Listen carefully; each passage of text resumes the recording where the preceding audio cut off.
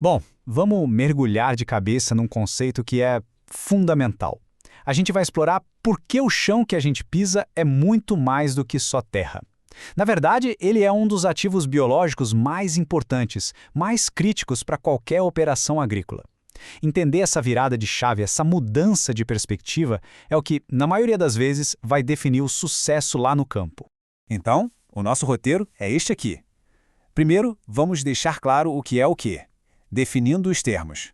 Depois, a gente desmonta a anatomia do solo, descobre o motor escondido que tem lá, encara de frente os desafios que são muito nossos aqui do Brasil.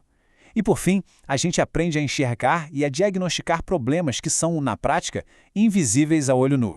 Vamos começar pelo básico, pelo fundamento de tudo, que é o que a gente chama aqui de marco zero da autoridade técnica. Entender essa pequena, mas gigante diferença é o ponto de partida para qualquer profissional que queira, de fato, dominar o manejo agrícola. Parece uma pergunta simples, né? Quase boba. Mas olha, na resposta para essa pergunta mora a diferença crucial entre quem só estudou a teoria e quem é um verdadeiro especialista de campo. Um profissional que domina essa distinção já larga na frente com certeza. E o contraste aqui nessa imagem diz tudo, é fundamental para o nosso entendimento. De um lado, a gente tem o solo. O que ele é de verdade? Um sistema vivo, dinâmico, aberto, tridimensional, que está o tempo todo interagindo com o ambiente.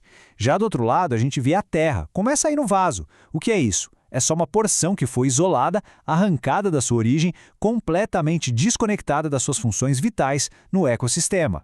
Então o ponto nevrálgico é exatamente este. A gente precisa pensar no solo como um corpo vivo, um sistema que tem uma história, uma gênese e que tem um futuro, que está sempre evoluindo. Essa mentalidade muda, tudo. Muda completamente a forma como ele tem que ser manejado. Ele não é um substrato inerte, parado no tempo. É um ativo biológico pulsante. Legal! Agora vamos avançar um pouco e ver como essa ideia se desdobra. Se o solo é um sistema vivo, a gente precisa então entender a anatomia dele, certo? Conhecer os seus pilares. É como se fosse a carta magna, a constituição que rege todo o funcionamento desse sistema. Olha que interessante. Aqui a gente vê as 6 disciplinas centrais que precisam estar integradas para a gente ter uma compreensão completa do que está acontecendo. Tudo, absolutamente tudo começa na geologia, que é tipo o DNA da rocha que deu origem àquele solo. Daí a gente passa pela física, química, biologia e tudo isso culmina na classificação. A classificação é a linguagem, a ferramenta de diagnóstico que nos permite prever como aquele solo vai se comportar. E dentro desse sistema complexo, a produtividade, ela depende inteiramente de um equilíbrio muito delicado. O equilíbrio dessas 4 fases. As fases sólidas, que são a mineral e a orgânica, dão a estrutura, o esqueleto, e são o motor da fertilidade.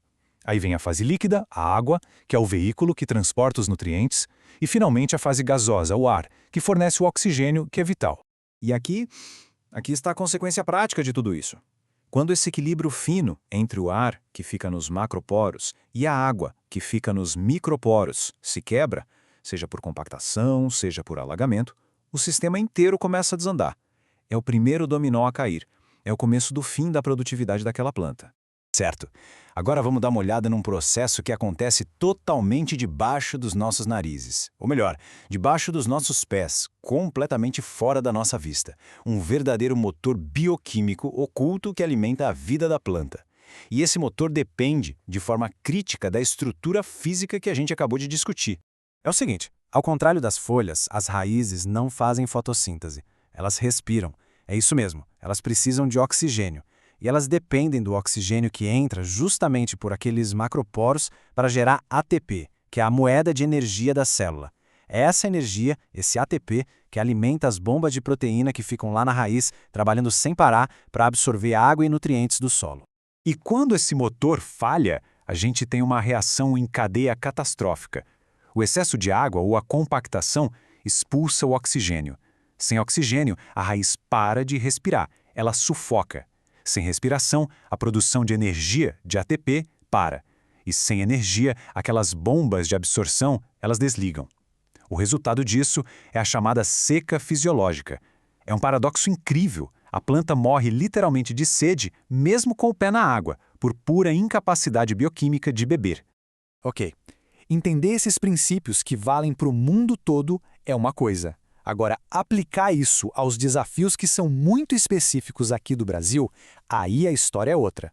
A nossa geologia, a história da nossa terra, impõe regras muito próprias para o jogo da agricultura. A gente compete num palco global, mas o nosso ponto de partida é muito diferente.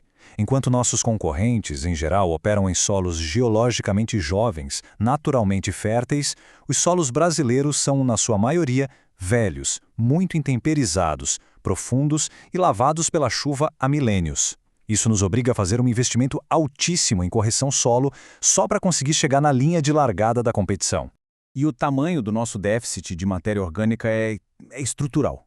Para se ter uma ideia, enquanto os solos de clima temperado podem chegar a ter 32% de matéria orgânica e a meta ideal para o Brasil seria de no mínimo 5%, a nossa realidade média na prática mal chega a 1,5%. Isso significa que, por padrão, a gente opera num estado de escassez crônica de matéria orgânica. E com isso vem um peso, uma responsabilidade imensa. Cerca de 80% de todas as áreas degradadas no Brasil hoje são pastagens. Esse dado coloca a tarefa de recuperar a saúde do solo e a produtividade nacional diretamente nos ombros dos profissionais de ciências agrárias. É uma missão gigantesca. Então a pergunta é: como é que a gente transforma todo esse conhecimento, toda essa complexidade, em uma vantagem competitiva? A resposta está em aprender a diagnosticar o que é invisível e a falar a língua oficial do solo, que nada mais é do que a sua classificação. Essa ideia nos leva a uma analogia que eu acho muito poderosa. O que a gente está gerenciando? É uma Ferrari como um Chernosolo, de altíssimo desempenho natural, mas que é cheia de não-me-toques, de manutenção complexa e cara? Ou a gente tem na mão um utilitário, um Latossolo, que é robusto, aguenta o tranco, precisa de investimento para rodar bem, mas que responde de forma estável? Saber a classe do solo, a identidade dele, dita a estratégia inteira de manejo, dos insumos, a mecanização. E a classificação não serve só para prever produtividade, não. Ela é fundamental para prever riscos. A gente está lidando com a fragilidade de um solo jovem, um neossolo, por exemplo, com um risco altíssimo de erosão? Ou será que o desafio é a força destrutiva de um vertissolo, um solo com argila expansiva que é capaz de entortar cerca e esmagar toda a ação de água debaixo da terra? São riscos completamente diferentes. E para diagnosticar um desses problemas invisíveis, a compactação, existe uma metodologia de campo que é simples, mas extremamente poderosa. Não é achismo, é técnica. A gente abre uma trincheira e com um simples canivete faz uma leitura tátil. A resistência que a lâmina do canivete encontra ao perfurar a parede do perfil do solo revela a profundidade e a espessura exatas daquela barreira compactada que está impedindo a raiz de crescer. Outras grandes ameaças também estão ocultas, como essa aqui, a erosão subterrânea. A água entra na camada de cima, que é mais arenosa, e quando encontra uma barreira de argila lá embaixo, que é mais impermeável, ela começa a correr de lado, por debaixo da terra, lavando a base do solo de dentro para fora. É um dano que acontece completamente invisível na superfície. Então a gente chega ao ponto crucial, a regra de ouro do manejo. É simplesmente impossível recomendar um insumo, estimar a rentabilidade de uma cultura ou projetar uma infraestrutura sem antes traduzir aquele solo para sua linguagem de diagnóstico. A classificação é o que nos permite prever como o sistema vai se comportar, principalmente sob estresse. Para a gente fechar, fica essa reflexão. Saber que o solo é um sistema vivo, que tem um motor oculto e ameaças invisíveis, como que isso não muda a forma como a gente enxerga o nosso ativo mais fundamental? Essa mudança de perspectiva de não ver mais o solo como terra, mas sim como um ativo biológico, não é só um detalhe acadêmico. É na prática a principal diferença entre o lucro e o prejuízo no campo.